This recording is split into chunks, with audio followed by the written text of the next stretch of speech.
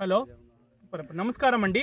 అందరూ రైతులకు నమస్కారాలు. ఈరోజు మేము మన వెల్కమ్ వాళ్ళది 34-8 హైబ్రిడ్ మిరప గురించి మేము మాట్లాడుతున్నాము. ఈరోజు రైతు మన ఫీల్డ్ చూడడానికి వచ్చారు. వెల్కమ్ వాళ్ళది 34-8 రకం అండి.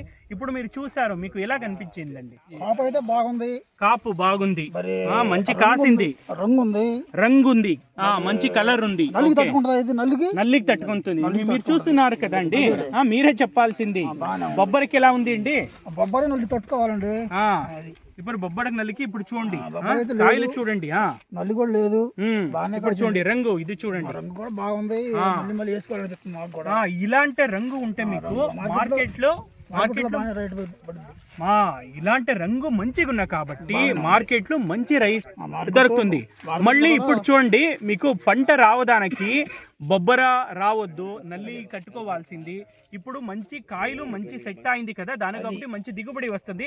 కలర్ మంచిగా ఉన్నా కాబట్టి మీకు ముడత లేకుండా సాఫీగా ఉంది, ముడత లేకుండా సాఫీగా ఉంది. దాని కాబట్టి కోతకులు సాగుద్ది, బాగానే ఉంది, సైజ్ ఉంది, కోతకులు సాగుద్ది. ఓకే, దాని కాబట్టి రైతులకు ఇంకేం కావాలి?